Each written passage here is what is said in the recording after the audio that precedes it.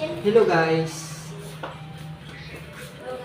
Ito pala ang kulit ni Diwata.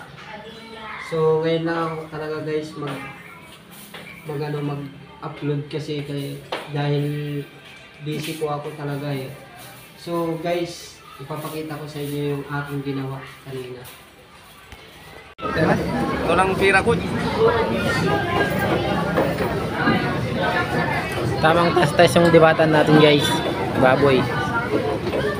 Ito yung hanap buhay ni Diwata guys.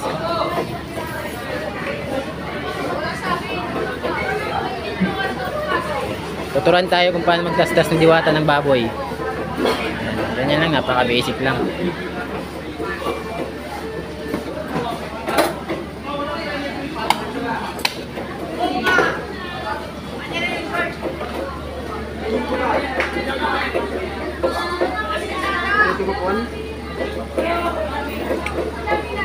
Diwata, di ka ba nahihirapan magtastas niyan? Madali lang ba yan? Madali lang to. Mas madali lang daw guys. Shoutout kay Lina.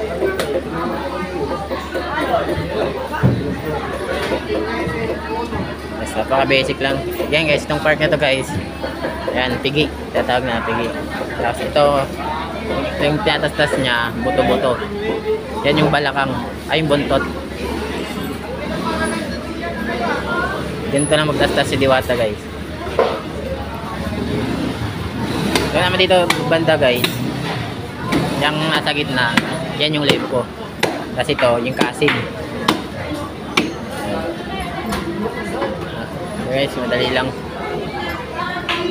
Ito yung ulo ng baboy.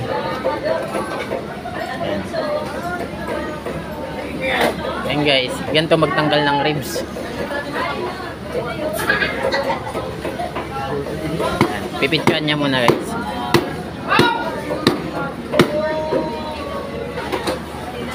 Diwata natin. Ayan guys. Ayan. Yung part naman yung guys na yung tatastas niya, yan yung pitcho. Ayan guys. Ito yung ribs. Sarap niyan guys, dinaga. Order sa Paris. Ayan yung ribs guys. Nasa niya muna. Ito yan, itong guys, itong paa na to, yung hinawakan niya. Yan yung tatawag na ano,